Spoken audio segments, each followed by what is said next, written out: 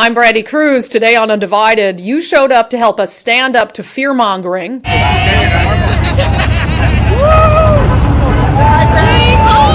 And the work isn't over. We'll introduce you to a local school board candidate hit with a hateful flyer. It's unfortunate because we're talking about our kids and we're supposed to be the best example by not bullying each other. And so, I don't know what to say to that. I'm just not playing that game. Plus, protesters kicked off a school campus. Nope, you're going away. The message they were hoping to spread about protecting women's sports. That and more coming up today on our Halloween edition of unDivided. Remember, you can support the show for just $5 a month by signing up at undividedpod.com.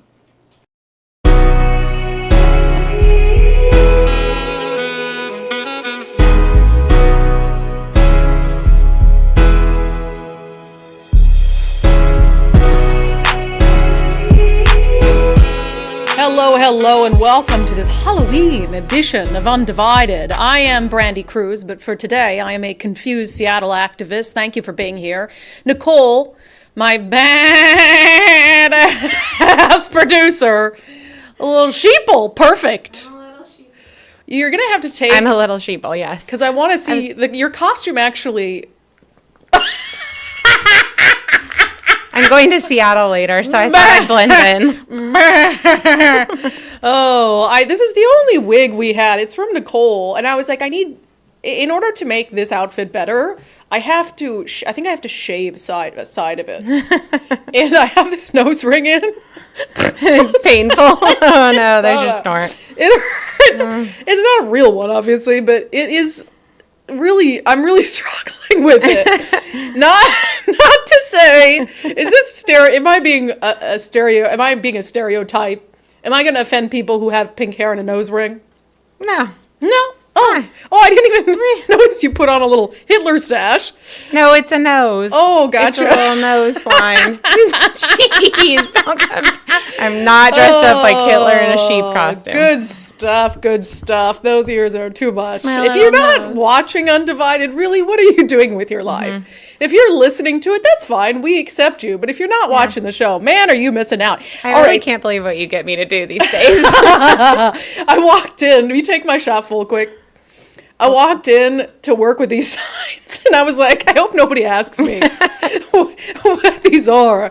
Silence is violence, but also words are violence. So I feel like the only thing that's really safe is for me to just make loud noises. Anyway, okay, we got stuff to get to, and it starts with a thank you. It starts with a thank you to those of you who are truly committed to this movement of restoring sanity, of giving common sense a comeback. We asked you with less than a day's notice to show up in the middle of a day on a Monday in Linwood to sign wave for Snohomish County Sheriff Adam Fortney, because he was the subject over the weekend to something we hate the most, and that is unhinged fear-mongering, labeling that is meant to drive a wedge in communities, that is meant to vilify anyone who dares to dissent from the prevailing worldview. And I gotta say, you guys did not let us down. We had a blast.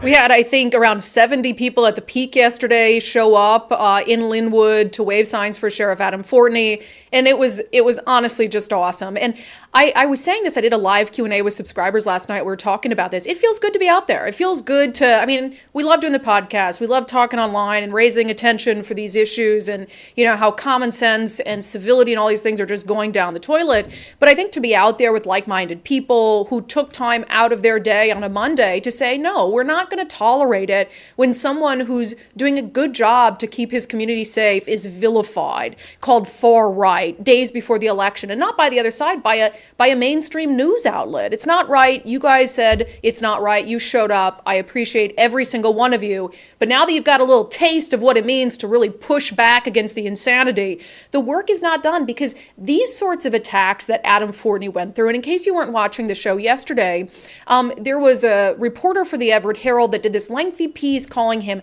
controversial, far right, with constitutional leanings, as if that's a bad thing, and really glossing over some of the things he's been able to accomplish with bipartisan support from mayors in Snohomish County to try to improve public safety. So what we see these these sorts of attacks all the time, where it is these broad generalities meant to paint someone as an extremist when they're really not.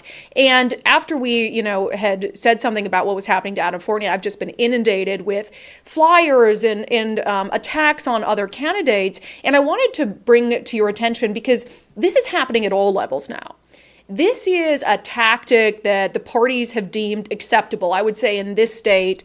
And I've seen it from both sides, where you want to paint the fringe leftist as like a socialist or something like that, and then the right gets painted as right-wing, Trumper, MAGA, whatever. But we're seeing it at all levels. It used to be that these sort of attacks would really just happen in some of the high-level races, but that's simply not the case. And I think ground zero for nastiness has been some of these school board races. And I want to bring your attention to one in particular. It is the race for Highline School Board Director, District 4. Melissa Petrini is running against Carlos Ruiz. Carlos Ruiz sent out the following flyer about Melissa Petrini. It said on it, and again, I want you to keep in mind, what is the goal here? And I want you to keep in mind how vague this is. It says, conservative leaders and groups are launching bold and aggressive action to take our schools backward. With attacks on students of color and LGBTQ plus youth, they seek to stifle learning about race and identity. They encourage unproven theories that will take us back to the 1950s. Carlos Ruiz goes on in this attack mailer against Melissa Petrini to say, vote Carlos to protect our students from extremist ideology. Don't fall for the squeaky clean image of my opponent. And then he references some video interview she did that we, watched. It doesn't seem terribly controversial. He said, read between the lines in a video she recorded for Political Lens. Like, he's not going to tell you what is so bad about it. He's just read between the lines. And then he says, a mom of 6 children who don't attend Highline schools, no thank you. Highline deserves better. He goes on to say, our kids deserve safe, engaging, and equitable schools, just painting him as the perfect person for the job. Carlos will prioritize a welcoming school environment for all students and their families. Carlos stands for focusing on the whole child, academics, arts, and the social well-being of every student. Hands-on, fact-based curriculum, effective use of school funding, and budgetary transparency, amplifying the voices of students, parents, and educators, collaborative, open discussions, healthy learning environments. So he paints himself to be this really reasonable guy. Yeah, I care about all this, except he's doing something there that proves he's unreasonable. He is doing something with the flyer and saying extremist ideology, launching these vague attacks with these vague labels that he's offering no proof for. He is proving that he's the unreasonable one, not Melissa Petrini. And I got a chance before the show today to chat with Melissa Petrini, and I will tell you, based on our conversation, she is anything but unreasonable. Melissa Petrini, welcome to Undivided. Thank you for having me, Brandi. So first, let's talk about who you are as a parent, because I think that's relevant to what you're running for. Yeah, so I'm a mom of 6 kids. I have 2 with special needs, one on the autism spectrum that is now graduated, and we had a very long road with him, and our youngest with Down syndrome, so we've got kind of those bookends of children with special needs. One child in the middle who had a 504 plan and was one of the reasons that I pulled my children out of the school district a couple years ago. I just felt like she wasn't having her needs met, especially with having a legally binding accommodation plan. So over the past few years and then through COVID, I ended up having all my children home. And so homeschooling more by force, less by choice. And just over the last year and a half, as I've been approaching back to wanting to put my kids back in, kind of what's happening, feeling like, I helped remediate the reading issues that we were having.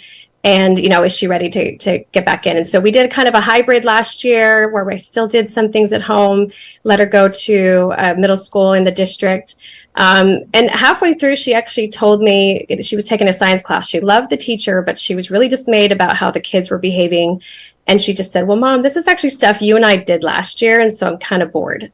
And so she opted to come back and just finish that class at home. And so but I have another child who's doing hybrid at the same middle school this year, more just to see his friends. But we do all the academic stuff at home until I feel like things kind of start to pick back up and our kids get back on track. Yeah, and so your kids would be in the Highline School District if you hadn't decided to homeschool They them. were in the Highline School District when we moved here for a year before I pulled them out. So Yeah. Yeah. So you just detailed a few of the frustrations that you had and sort of what led you to bring your kids home. But what made you decide, especially in today's climate, as we're about to discuss, to run for school board? Because these races are now that people used to just skim past them, and now they are very high profile. Mm-hmm. Well, so like I said, I started investigating back into the school district, and then I started getting emails about volunteering and being on different committees. So I put my name in the hat and got on the Highline Health Curriculum Committee to help pick the curriculum that would meet state standards of the new comprehensive sex ed bill. And so I didn't want to be kind of nervous Nancy about, what is being taught, because I hear what other people said, and I thought, I want to know for myself. So I got on the committee, and it turns out I was the only parent that was on the committee along with other administrators and teachers. So that, to me, was kind of alarming because it wasn't representative of the community and different people's beliefs and backgrounds and what they would feel about it. But I went in just like, okay, I value what the state law says. I will uphold that and just make sure that parent rights are honored, which it is. It says, you have the option to opt out. So I wanted to make sure that was honored. And as we went through that process, I just started seeing a lot of great things that I thought, oh, this is amazing. Yes, 95% of this I support, I think should be taught. The other 5%, let's give parents, they should know exactly what's being taught, and then the option to opt out. And this doesn't have to be a political issue. This doesn't have to be divisive. There's a way to help everyone get what they want. And so, the more I've been going to these meetings, the more I realized there's just more to be done. And we need more representative voices. And I want to be that one that's more common sense, independent. This is a nonpartisan position. So listening to all. And so that's kind of the main reason. Common sense independent is not how your opponent is painting you. I know. I know. So I'll just read it again. I had just gone through it for folks, but conservative leaders and groups are launching bold and aggressive actions to take our schools backward with attacks on students of color and LGBTQ youth. They seek to stifle learning about race and identity. First, have you ever attacked students of color or LGBTQ youth? No, I've never spoken to it. When I say I will represent all students, I actually mean all students. Unlike his flyer that really does alienate and disenfranchise half the voter base who might be, and I know some who are very offended by it, to group and stereotype all people as if you're conservative, clearly you must never have had a child that's gay or trans or a family member. Or if you're conservative, you must not be a person of color. Well, I know lots of people who don't fall into that category. So it turns the whole thing very partisan. Yeah. And some people feel like maybe he wouldn't represent them. Yeah, but it's also okay to just be a white mom who hasn't had a kid that's LGBTQ, who hasn't, who hasn't had a student of color. I mean, that is okay. It's not wrong to be that. He goes on to say, vote Carlos to protect our students from extremist ideology. Don't fall for the squeaky clean image of my opponent. Read between the lines in a video she recorded for Political Lens. Now, we've watched this video. Can you try to help us understand what he's talking about when he's encouraging people to read between the lines? I don't know. I actually rewatched the video yesterday because it had been a couple months. I'm like, what did I say that was so controversial? I don't like watching myself on video. I don't know. I mean, maybe just that I allude to that there are families who don't want certain things pushed or taught. I mean, that's the place of the family to teach beliefs and, to affirm identities. That's where that belongs, in my opinion. And so that's why some people send their kids to church. Some kids send their kids to sports and different camps to balance out and round out their children. And so as partners, we should be working together. And if there's a lot of parents who are saying, hey, I don't feel comfortable with this, and then that should be honored. We should be accommodating those children as well. What kind of things do you think shouldn't be taught as part of a curriculum but should be optional for parents? Well, in talking about the sex ed curriculum, correct, there is that state law saying that a parent can opt out because that does sometimes cross the line on some people's beliefs. I spoke to an Ethiopian mosque a couple weeks ago. Those people felt like that was a huge violation of their beliefs, and sex and gender is so integral to what they believe. And so many of them have pulled their children out and homeschool. and had just said they felt forgotten. And we have a larger population of refugees coming here, people of different faiths and backgrounds, that a lot of these things don't quite line up with what they're thinking, and they need their voices heard. So when I was on that committee, I said, this committee should not be making a recommendation without those voices in the room, and they're not here. Yeah. So for you, I guess, to see this flyer, that it's so vague in nature, it has these kind of vague connotations that you're this extremist, racist, homophobic, transphobic person. I imagine that it has to bother you. I laughed at it, actually. And Good. I was like, let's have some fun with this, because if the worst thing he can come up with is that I'm squeaky clean, then I put that on my Facebook. I'm like, well, vote squeaky clean. Like, what is the alternative to that? And if he wants to allude and lead people in direction to, because he can't say it, otherwise that would be slander, to call me a white supremacist or racist or homophobic. He doesn't have the receipts to back that up. And anyone who knows me knows that I'm very fair, I'm very balanced, I'm a lover of all people. And so I hope that people who have given me that time to sit on my couch or on their doorstep or whatever have found that I am not those things, and people from all spectrums. And I'm getting those people to write, hey, I sat down with her. I'm an anti-racist, educator, and she is not these things. And hey, I'm a teacher and I've sat down with her. She is not these things. And so I know it's part of the game. And it's unfortunate, because we're talking about our kids and we're supposed to be the best example by not bullying each other. And so I don't know what to say to that. I'm just not playing that game. It's such a good answer, Melissa. It's such a good answer. And I guess is this the first office that you've run for? Yes. First time you've been on a ballot. So the experience that you've been through and seeing mailers like this, how does it maybe change the way that you'll approach how you research candidates in the future personally? Oh, I'm a political junkie by nature. So I definitely one of those people that reads the voter pamphlet, which I still have not received mine. And I've heard a couple other people haven't. So it's kind of frustrating, but I do read them, and I do look at who are they endorsed by. That kind of tells me a lot of things, because then you can go to those websites and see what they stand for. They're also trying to wrap me in with, so I have taken no endorsements. I've accepted no money from any party, political organization, union, nothing. If you go to my PDC website, you can see I'm solely funded by myself and individuals from this area. They are parents, teachers, community members, local small businesses. Unlike my opponent or the other candidates that are highly funded by their parties, their organizations, and their unions. And so that should tell you something, that I am running because I want to represent the people that care and that it really impacts. And I think that's a threat to some people, because that shows that I can't be controlled. Yeah. Well, let's end with this, Melissa. For other parents, and I hear from so many of them who are frustrated with the state of our public education system, but they're scared to jump in for reasons like this. They don't want to be subjected to attacks like this. They don't want their neighbors getting flyers like this, painting them as an extremist, in the mail. What would your message be to those parents? They need to take a stand. I had someone who said, how come all this stuff is happening now? Why are we having to fight this now? And it said, well, because people didn't get in the game back when it was being talked about. Now these things are law. Now these things are policy.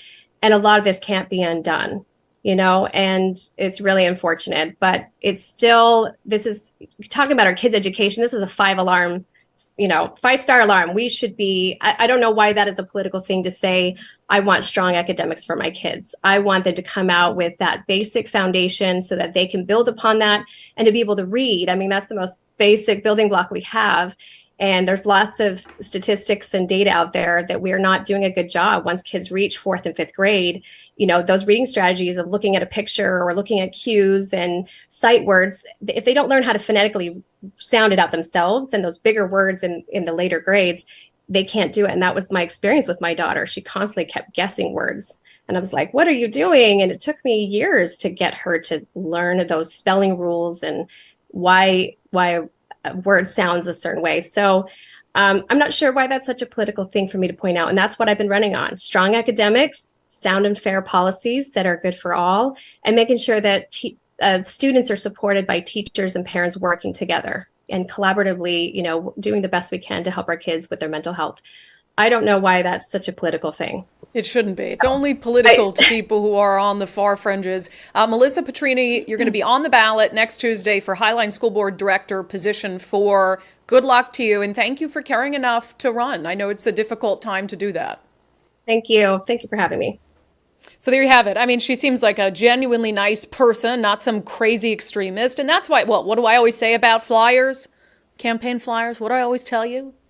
You get them in the mail, and then you put them in the recycling. Mail, not the trash, recycling. Because honestly, I think some of them, many of them, are so incredibly disingenuous. And you look at the just vagaries, no, that's not a word. Vagaries, Nicole? I don't think so. I'm just making up words left and right. Good thing I don't speak for a living. That's supposed to be negatives? Vagueness. Vagueness. Vagaries? No, okay, I'll Google that later. But you look at the vague way in which he hurls these attacks to try to make her seem like not only an extremist, but someone who's hates gay kids, someone who's racist. I mean, the worst of the worst things you can label someone. But I love that Melissa Petrini, again, she's running for the Highline School Board, District 4. And I love that she's like, I'm not going to play that game. I'm not going to play that game. We teach our kids not to act like that. And you have a school board candidate acting like that, so that should tell you a lot about his priorities and whether he really should be in a position where he's helping to mold the future generations.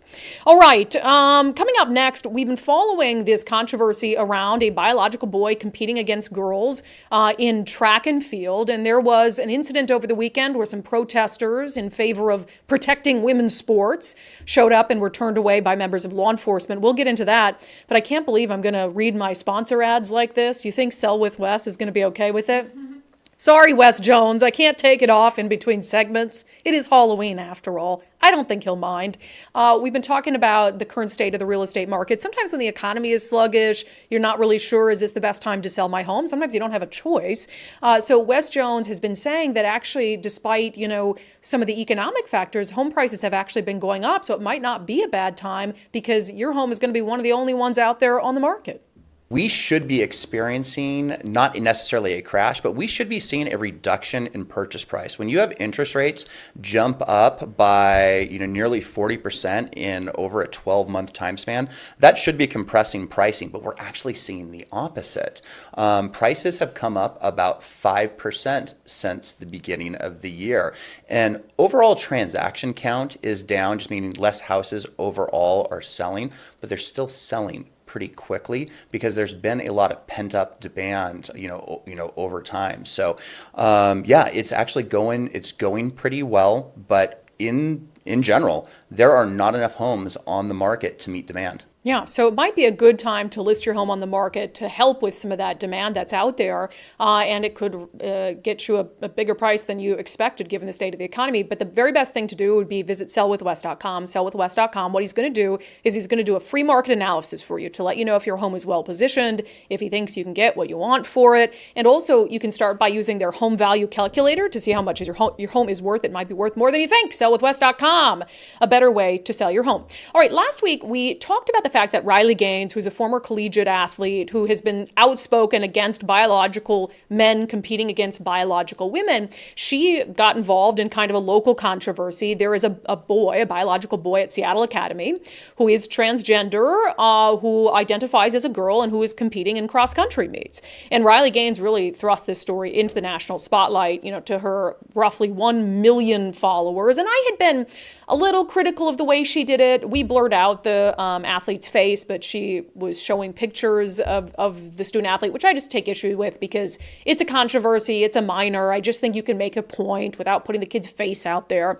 But anyway, so this has become something that has been more and more of a controversy as these cross-country athletes progress to state. There are some parents who are saying that they're not allowed, and they've been told that they're not allowed to protest this. They're not allowed to show up to the meets with signs or T-shirts, and that if they do, their students could be at risk of not going to state. So they've made those claims, and I gotta say, based on this video that came out from over the weekend, I tend to believe some of those claims that there are at least some districts who are putting their foot down on this. So I'm gonna play you a couple videos. So over the weekend, there was the cross-country semifinals held at South Whidbey High School.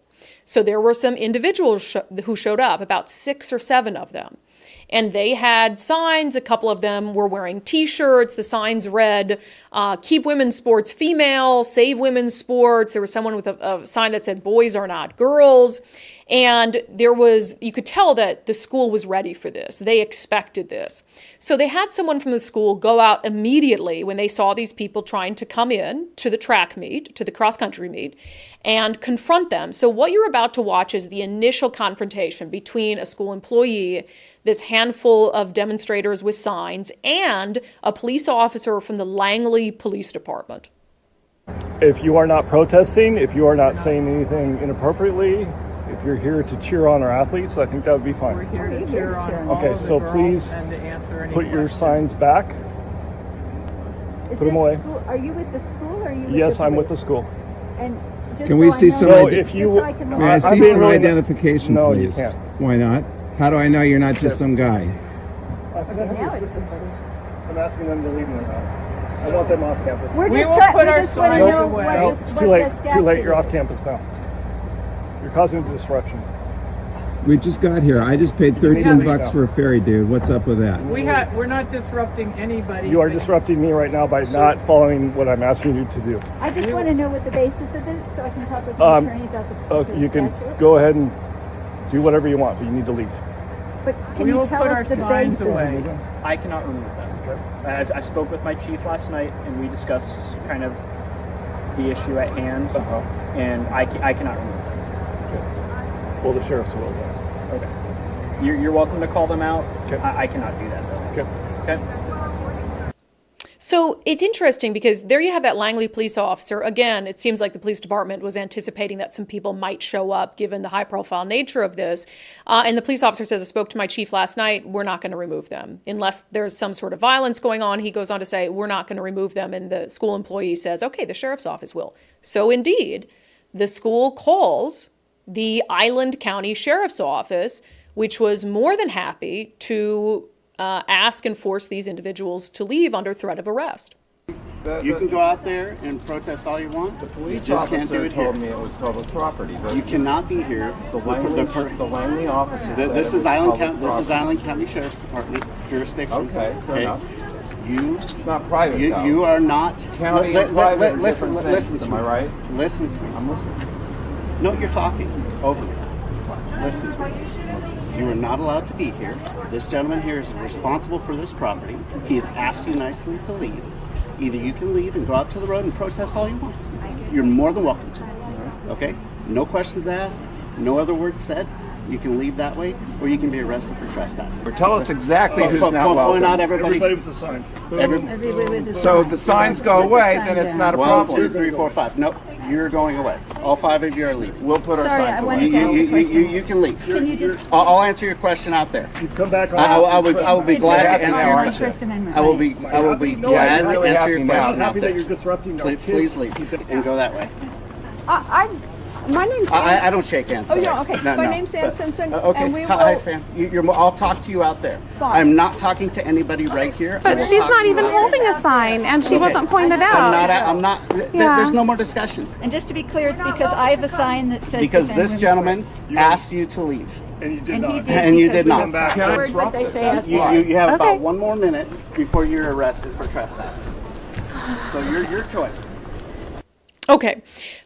All right. I have a lot of thoughts going around in my mind about this. Very interesting to me. And we've reached out this morning to the Langley Police Department. We've also put a call in to the Island County Sheriff's Office to try to understand what happened here. Langley Police said, we're not doing anything unless they're violent. They're free to be here. And then the Sheriff's Office obviously said, you need to leave, go out to the street. You can do your thing there under threat of arrest. I am not clear on, and I'll be honest about this, and we tried to research it, and which is part of the reason why I've reached out to the Island County Sheriff's Office. I'm not clear what the law allows for. Yes, it's a public school, but does it allow for them to trespass individuals who they don't want there? I have to imagine there's some protections for a school to do that, so that not just anyone can walk into a school, but I don't know. And so we've reached out to the Island County Sheriff's Office to understand, the legal side of what happened there. So I think there's the legal side, and then there's the sort of side of should the protesters be there? And I really struggle with that because I'm all for First Amendment and peaceful protests. I agree with what they're saying. I don't think it makes sense for biological boys or men to compete against biological women. I don't think that is fair to women. You're biologically different. So I'm not really taking a position against them being there based on that. But I also tend to be like, gosh, these are still kids. They're still kids at a semifinal who are trying to go to state, trying to compete. There's a lot of kids there who, aren't involved in this controversy at all. And I tend to think, is this distracting to them? Is this bothersome to them? Is it going to hurt their performance? And so that's where I really struggle with, could you make your message and be out on the street or whatever it is? And I don't know. I go back and forth on it. So is it legal and is it right? And that's why I made this the subject of our daily subscriber poll today, because when I struggle with something, I'm curious to the extent to which you guys are struggling to form an opinion on it. So for our daily subscriber poll, I posed the question to you on Patreon and Locals. Over the weekend, the Island County Sheriff's Office prohibited a handful of protesters with signs from attending the high school cross-country semifinals at Whidbey Island High School. I said, should peaceful protesters be allowed on public school grounds regardless of the content of their message? And I think that's important here to gauge it, not whether you agree with the message, but should they be allowed, if they're peaceful, on school grounds regardless of the content of the message? And you guys are pretty torn on this, but most of you said no. Right now, as the poll stands, and we'll keep the poll open all day, 64% of you said no. A couple of the responses, why, said, no matter the side or policies, protesters should never be inside school grounds. How often have these peaceful protests turned violent? I do not want any protesters near kids' places, and most definitely not on school grounds. Kim Westerberg says, I'm voting no because most people on school district property need to be background checked. You can't even volunteer in a classroom without that yet you can show up and protest on the same property. I say no. Although one of the things I'll say about that is anybody can show up, I think, to a school sporting event, without checking into an office. It's outdoors. I mean, I've been to a couple high school football games recently to watch friends' kids, and you just walk right in and do it.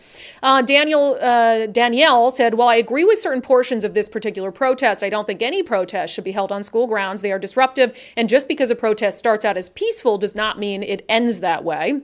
Leah said, and this is a good point, and I want to talk about it in a moment because I tend to agree with part of this. She said, when the school opens up to BLM and other leftist ideology, then yes, they encourage walkouts and protests when it suits them. You have to allow for it. Or the left kind of reminds me of Mickey and Fantasia when the brooms and such get out of hand. They thought it was all under control, and now the mob is taking on a mind of its own. And this is, I think, the point, which is if you allow for certain protests, then you have to allow for all protests. And how many times in the city of Seattle, it used to be kind of a running joke in our newsroom, honestly, like what are the students in the Seattle public schools going to walk out of school for today? And they would have, protests where they'd march up and down and walk out of school for things, and teachers would encourage it. Is that any different if it's for abortion rights or if it's for a BLM protest? The difference here being these aren't students, these are adults coming from the outside. So I will let you know what the Island County Sheriff's Office tells us about why it enforced this and why the Langley Police Department said it would not unless the protest was violent. I will also let you know when they offer us this specific RCW state code that they're enforcing this under. I'm sure there is one. You would hope there is one, but I just don't know what that is. So interesting stuff. I'm a little torn on it. I don't necessarily think it's best to interrupt kids who are trying to perform athletically with something like that, but I understand the point that some of these protesters are making. So it's just one of those things that I have some mixed feelings on, and I'm sure we'll hear from more of you about that coming up later in comments. All right, before we get to unbelievable today, to talk about the not so fun trick-or-treating. Yeah, when I was a kid, you maybe would throw an egg, maybe some toilet paper. Kids these days are beyond that. From toilet paper straight to felonies. We'll get to that coming up in Unbelievable. But first, is your retirement portfolio well positioned for retirement? Whether you're 20 years away, 10 years away, or just on the cusp of retiring, especially in today's economy, managing your risk is critical. You do not want to work your whole life so hard and then enter a risky economic environment where you're not set up for it. right before you're going to retire. That is what Zach Abraham and his team at Bulwark Capital specialize in. He also talks about it on his podcast, knowyourriskradio.com. And he said it is absolutely critical for everyone, regardless of where you're at in the retirement saving process, to be prepared and manage their risk. We think the world is going insane. We think that the world is propped up on all kinds of, we don't think, we know, propped up printed money. And you're playing a game that has to end badly, right? Now, when it ends, when you hear all these prognosticators financially talking about when it ends, it kind of reminds me of when God's coming back. Nobody knows, right? But what it does mean is that you need a portfolio that can do two things. It can keep up with inflation and not get you buried. But also, when the inevitability of living and perpetuating an economy on printed money, when that inevitability comes to the fore, you need a portfolio that can stand up against anything, right? Yeah, and it is inevitable. So don't wait a day longer. Make sure that your risk is being properly managed. You can reach out to our friend Zach Abraham at Bulwark Capital, knowyourriskradio.com, and he and his crew give some useful tips on that show every week that should be able to help you out and figure out, am I managing my risk appropriately? All right, let's talk about some Halloween trick-or-treaters gone awry in our segment, Unbelievable.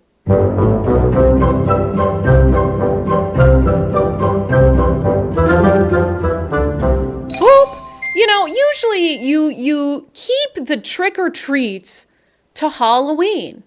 And the point is, you go up, trick-or-treat. And if they don't give you a treat, then yeah, you can, put a bag of flaming dog poop on their doorstep or something wholesome, such as that. Smash their pumpkins. Smash that. I don't know about smashing. Yes, I don't want to ruin anyone's property. Just a tiny little bag of flaming dog poop. On leg. That, toilet paper. I guess. Wholesome stuff. I guess. But But kids the pumpkin, these days, it's on Halloween. You're going to throw away the pumpkin the next day true. anyway. Kids these days are taking things too far. And I guess it doesn't surprise me, given the juvenile crime wave that they're on. Nicole was saying that her ring alerts have been absolutely lighting up with people getting, because Ring has a little community setting, is that what it is? So as soon as somebody posts a video of, something on their Ring, which has been for the last week, it's been kids smashing pumpkins or taking knives to Halloween blow-up decorations. Because they just have to ruin something. It's terrible. It's terrible. They just have to ruin something. Again, smash the pumpkins, but wait till Halloween is Exactly. over. Right? Exactly. You got to light it up on Halloween. This was the headline from Cairo 7, quote, "You're ruining everybody else's time. Bothell neighborhood Halloween decorations vandalized." It says several Bothell homes had their Halloween decorations destroyed, and the vandals were caught on camera. A group who are believed to be teenagers, shock, dart out of two cars, were they Kias, and start tearing and breaking nearly every Halloween decoration in sight on Sunday night. Homeowner Steve Trepp says, "We had a nice looking display for Halloween for the kids to come and get candy. Now it's not much of a display anymore." But look, again, I don't mean to be dramatic about this or hyperbolic. Is it any surprise? We've got kids out there committing violent felonies at record rates, and they don't even have consequences. So it doesn't surprise me that kids are going to go tear apart people's decorations at will, even though they know they're being recorded because everybody has a Ring camera these days, and they don't care about the consequences. If people who are committing drive-by shootings aren't getting punished for it, then why would somebody who goes and stomps on a pumpkin or takes a knife to your Halloween display get in trouble for it? There was related. I'm going to say that they're related. I'm going to say that there's a tie between these evil little kids who would ruin people's Halloween decorations 2 days before Halloween and the type of mentality that allows kids to commit armed robberies, which we're seeing with more and more frequency. 10 teens, police say, are responsible for robbing 4 Ballard gas stations at gunpoint.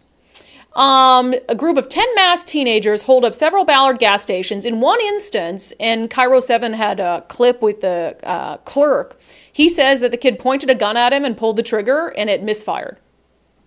So I don't know if it just wasn't. Holding the gun in this picture on the if you're screen, watching on the thing, and that it just didn't. So I don't know if it was a real gun, if it was a fake gun, if it was loaded or not loaded, or if it was a real loaded gun that just absolutely misfired. But can you imagine how horrifying that is?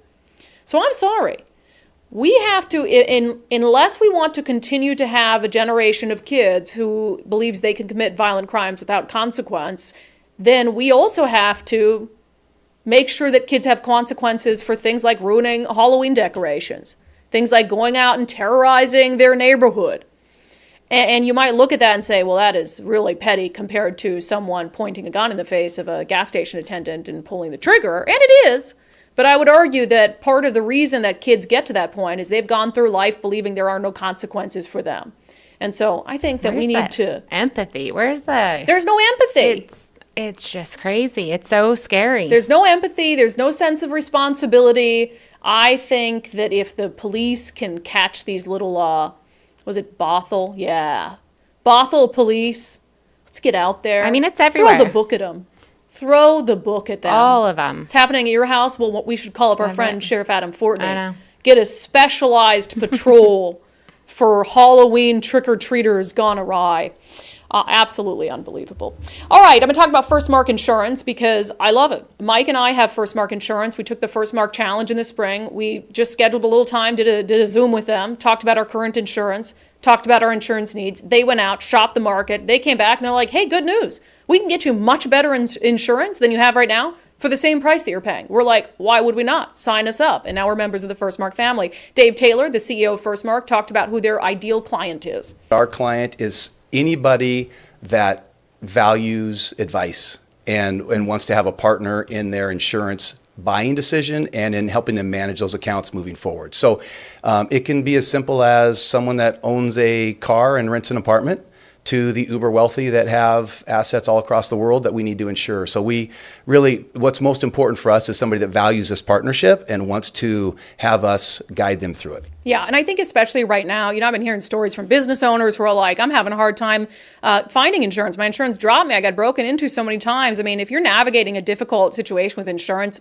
for sure, having someone like those at First Mark try to navigate the market for you is a really good idea. And you might save a little money in the process. So firstmarkinsurance.com, firstmarkinsurance.com. The best part is they work for you. I couldn't wait to read this comment, Nicole. Nick Greer says, ew, kids these days are so bad.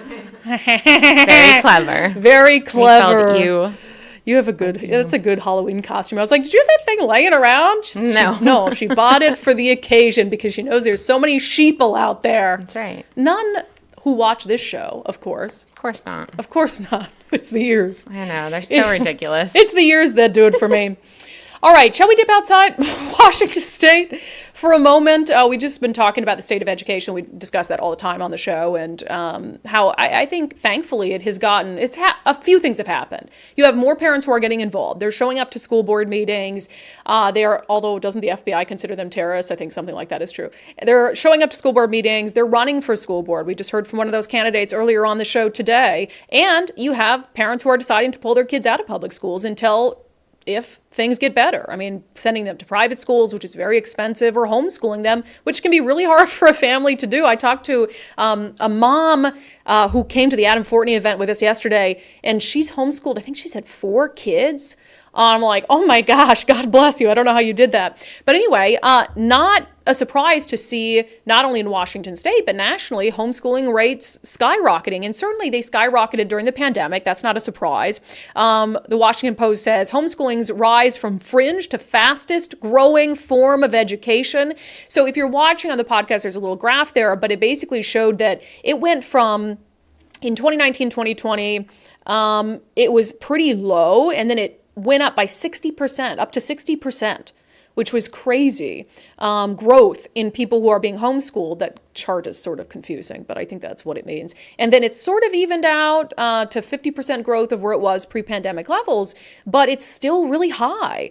The Washington Post says concerns about school shootings, bullying, and the general quality of... Are people really pulling their kids out for school shootings? Continue, but yeah, well, Okay, that's I'll what people continue. are telling them. All right. Concerns about school shootings, bullying, and general quality of the school environment, intractable problems, some of which school officials have limited power to solve, were among the top reasons for homeschooling cited by parents in a Washington Post SCAR school poll earlier this year. Many also said they feared the intrusion of politics into public education, a worry unlikely to recede amid arguments over how sexual identity, Black history, and other subjects are handled in the classroom. Yeah, and I'm sure there's a little bit of all of that going on, but we also have to remember it's not an easy task to homeschool your kids. It's not an easy task to homeschool your kids. And so for that reason, the fact that we've seen the rates skyrocket so much and stay really high, I think is very telling about how deep the concerns about our public education system are. I would be surprised if a large percentage of that had to do with parents who were concerned about school shootings, given the rarity of them. I'm not saying they're not an issue. I'm not saying they don't happen. If they lump it with bullying, though, Like- I will defend it a little bit, because that bullying is a problem because schools don't do anything. There's no discipline at school, so kids are terrible to each other, and there's no consequence for that. Yeah, well, an overall like safety. If it's an overall like safety of my kid at school and I can protect them more at home, then yeah, I think that is a different thing if they asked it in a very specified way. But I mean, this makes sense. This does not surprise me. I mean, the kind of things that we talk about on the show, these aren't fringe one-off things. I mean, when you think about how many stories, for instance, we've done on the Olympia School District alone, you know, from having these groups that segregate Black kids so they can have a safe space away from white kids, from these Planned Parenthood sex ed lessons where they're teaching kids that they can identify as a tree if they want to these private teacher-student relationships where teachers are keeping secrets from parents that their kids come to school and identify as a different name and a different gender. I mean, if we're being tipped off to as many as we are, imagine how many we're not being tipped off to. Imagine how prevalent this actually is. And we had a school story last week that went crazy in the Blaine School District of some teacher who's taken it upon themselves to hand out this worksheet to make students rate their power privilege score against one another. And so parents hear about that with increased frequency. I do still think there are a lot of good teachers and a lot of good schools out there, but they're like, okay, if we can make homeschooling work, then let's just do it. And I think it's going to take some drastic changes and much more oversight of what's happening in classrooms for parents to be willing to bring their kids back to school. I mean, we just had a mom on earlier, Melissa Petrini, who's running for school board, and she took a couple of her kids out of the Highline School District because she just didn't think that they were getting the education that they needed. So not a surprise to see what's happening in Washington State also mimicked at the national level in terms of an increase in homeschooling. Bellevue, Nicole threw this in because it just ties to everything. Como News, Bellevue parents protest potential school closure amid district's enrollment concerns. So you have enrollment declining where you have school districts who are like, okay, well, we might have to close some schools down. It says parents protested the closing of schools within the Bellevue School District outside Odell Middle School on Monday with signs reading "No School Closure." Is it Odell? Odell. Keep Odell open, and Odell serves our community. Several parents told Como News they're shocked the district is not only looking at closing a middle school, but also rushing the process. But there has been, declining birth rates. I do think that's a thing, but that's not something that happens so fast. I mean, that is happening slowly over time. I mean, Nicole and I are two women of childbearing age without kids, so we absolutely think that that's a thing. Elon Musk talks about it all the time, about how he thinks that we're in a global population crisis, and maybe that's why he has so many kids. He's just popping them out. He's like, I can afford it. Keep having them. I like the process of making them, so why don't I just keep doing it? But yeah, so that's a thing, but that's not something that happens instantly where all of a sudden a school district wakes up and it's like, oh my God, I have to close 2 schools because of population decline. No, that's ridiculous. But you do have a lot of parents who have opted, and maybe it started during the pandemic, to have their kids schooled at home or maybe gone to a private school where the school wasn't going to be closed. And then they're like, actually, we can do this. We can manage this. Let's keep it this way.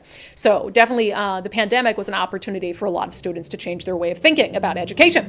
All right, before we get to questions and comments, I have been preaching my success on the Eastside Weight Loss Clinic plan. In fact, I'm just starting another round of the program, so I can get to my it doesn't have to be exact, pre-pandemic weight before the new year. I'm not waiting until January 1st.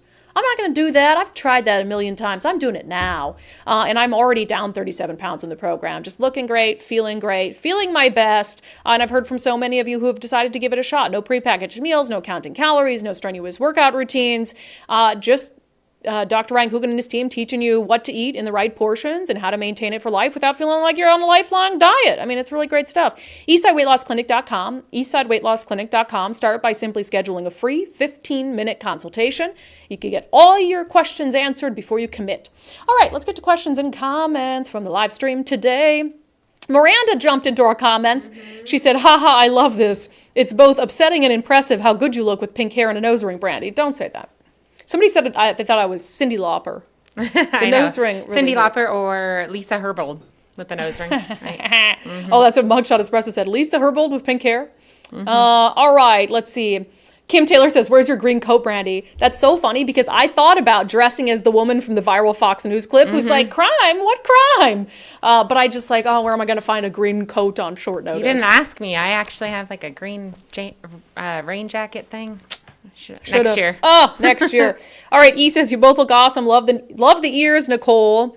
Helios says, love the costume and set. Yeah, it's that you got to take into considerate. The signs go with the whole vibe. Let's see. Matthew Cook says, Costa, who's running for City Council District 1, has a flyer saying Rob Saka is supported by MAGA Republicans. Mind you, he's a Dem that has approval from Dow Constantine and supports the police. Matthew, will you email us that? Because we're happy to highlight those until the cows come home. And I also think by giving a little extra love and support to candidates who have been attacked like that, maybe we will discourage those sorts of attacks. Like you want to attack someone with baseless accusations, unless they truly are an extremist, but baseless accusations in a lot of these instances for people who are just moderate, reasonable human beings, then we're going to give them airtime. Then we're going to bring 70 people out at 3:30 p.m. on a Monday to sign wave for them in the busiest intersections in Snohomish County. So by all means, you can use those tactics, but we'll use our platform and our tactics to try to offset it. All right, Heidi Ryan said of Melissa Petrini in the Highline School District race, so glad she's running. May more moms and dads start running for school boards. I agree. God bless them, because that's a difficult climate to run in. Gil Corazon says, how about school education priorities? Teaching any kind of moral values is not the job of the government. Build our roads, defend our borders, teach marketable skills, leave the rest to citizens. I agree.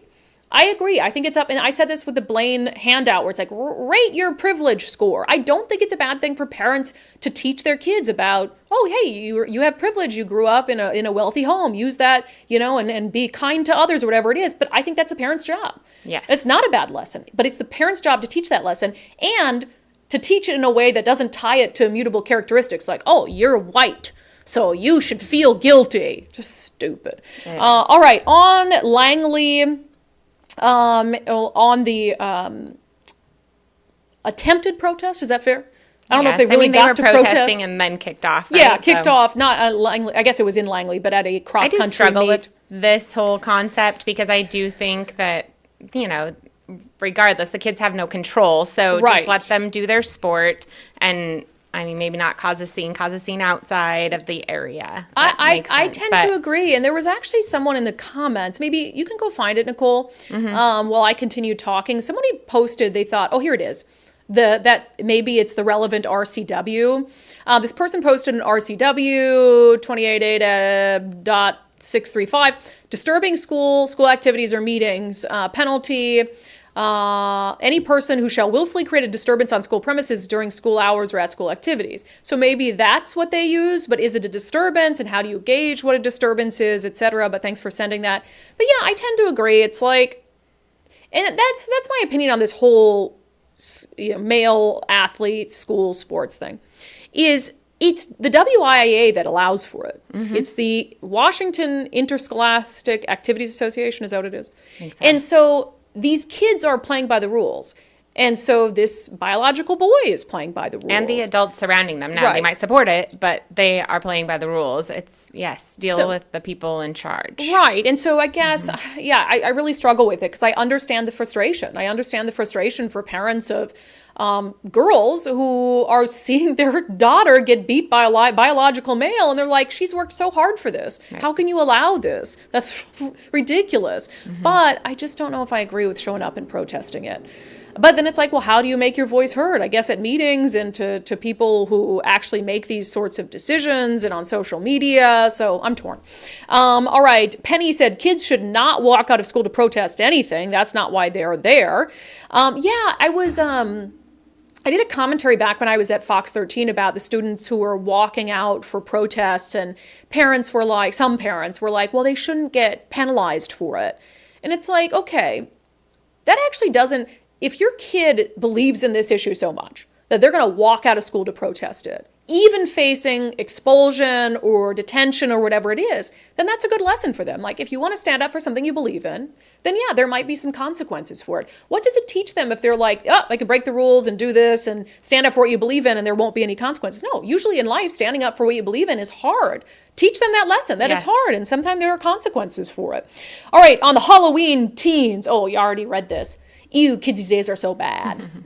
On homeschool H, there are a ton of fights at the high school near my home. I actually moved 2 of my kids to a safer school. I paid my mortgage and paid for an apartment so my kids would be safer. Yeah, that's crazy. And we, I guess, just talked about if the reason for homeschooling, because it said school shootings, but if it was more broad about safety concerns. Right, I think they grouped it all together. So. Yeah, because we just talked about the students in Ballard who are getting mugged at gunpoint, walking to and from school, which is absolutely freaking ridiculous. All right, good questions and comments today. And we always keep the daily subscriber polls open, so if you don't get a chance to take them before the show, please go and weigh in on Patreon or Locals, because you might have noticed last week at the end of the week, because that's the first week we did subscriber polls, daily subscriber show polls. At the end of the week last week, we post the results for all the polls throughout the week, so make sure you still weigh in, even if you haven't done it by showtime. All right, let us get to our closing sanity check, shall we? I wanted to make this one a little simple today, but, we talk about bringing common sense back, giving common sense a comeback, trying to restore sanity. And I think this week was a really good example of the types of stuff that you need to do to make it happen. Complaining about it as we do, talking about these stories, bringing these issues to light, commiserating with people online who are also frustrated with the state of things. That's all good. I think it's all helpful to bring these things to light. But showing up in the middle of the day for someone like Sheriff Adam Fortney and standing there for an hour and a half and waving a sign for him to stand up and say, hey, we're not going to let a good guy be vilified. We're not going to allow those sorts of tactics to become the norm, and we're going to push back against them when they do happen. I think that's so important. And so, I'm sure wherever you live in the state of Washington or even outside of Washington, you're getting mailers to your house, you're seeing ads or whatever it is. If you see something that you feel like is not right, even if it comes from a candidate who you support, reach out to them. Tell them that that is not the kind of campaign you want them to run. Tell them, if you feel that way, that they've lost your vote over it. And let's make that style of campaigning less and less popular and less effective. And if we do, then you have these candidates at all levels who are going to have to campaign on the issues. And that's what we all want at the end of the day. And that's how we can make sure sanity prevails. All right, that has been it for today's Halloween edition of unDivided. Thank you for being here. Thank you for your commitment to get this nose ring out of my nose, giving common sense a comeback. We'll see you back on the live show tomorrow at noon. Don't forget, this is a people-powered podcast. We cannot do it without your support. So support us for $5 a month at undividedpod.com. undividedpod.com. Nicole, I can't believe you didn't give us one more wiggle of the sheep ears. I'm dying over here. I'm overheating. She's done. She's overheating. Okay, we'll see you guys tomorrow.